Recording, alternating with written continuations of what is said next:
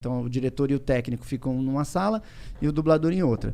Tem um aquário, né, pra gente se ver quando necessário.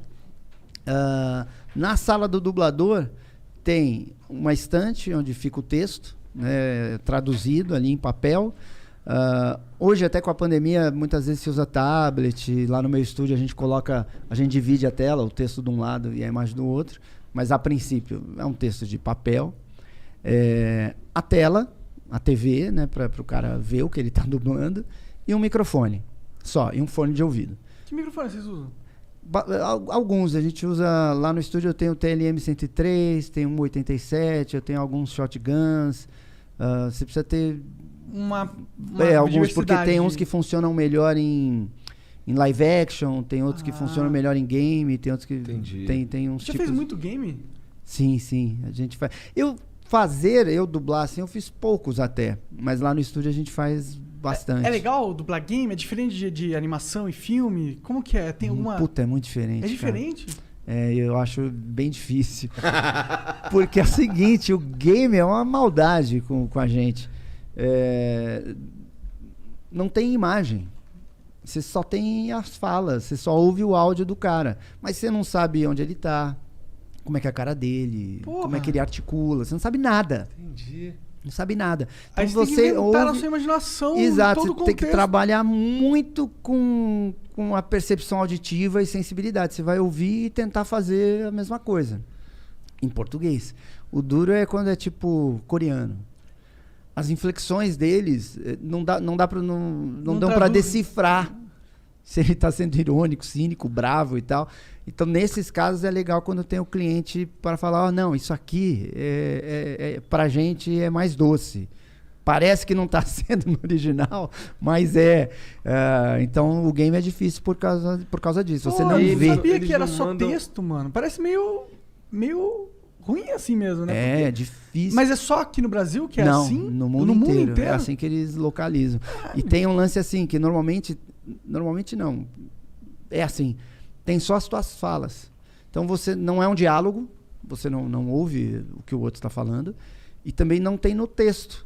O texto são só as suas falas, os áudios são só as suas falas. Então você ouve e repete, ouve e repete, ouve e repete. Tem que ser normalmente no mesmo tamanho e tal, que é difícil também. E você fica muito sem referência. Então você tem que ter um bom ouvido, uma sensibilidade bacana e um diretor que manja de games, porque isso ajuda. O cara que fala, não, esse tipo de fala aí é quando, sei lá, o jogador tá... já tem, tá precisando de cura, sei lá. Exato, quando é um game cinematográfico também sem ver o que tá acontecendo? Eu fiz um personagem grande que é o Detroit Become Human, muito legal. Jogaço. Muito legal. Esse é meio cinematográfico. Eu vi algumas cenas, não a cena pronta, porque eles aprontam o game meio que tudo de uma vez. Então os caras falam, mas por que você tá sem imagem? Porque não tá pronta mesmo, não tá pronta a dos caras. Eles estão fazendo ainda também, e normalmente o lançamento é meio mundial, né? Então você entra lá no game e escolhe qual é a língua. Então, no mundo inteiro tá sendo feito daquele jeito e tal. Então algumas cenas que eu vi no Detroit, eu faço o Marcos, que é um androide que começa a rebelião e tal. Esse é qual? Esse é o lá do pintor? Ou não, esse daí é um que matou um cara que batia na... Bom, eu não lembro disso. Também não lembro. Porque assim, tem alguns androides nesse jogo. Tem um que é um androide de um cara que é pintor velhão. Não. Numa casa de gente rica, não sei o quê.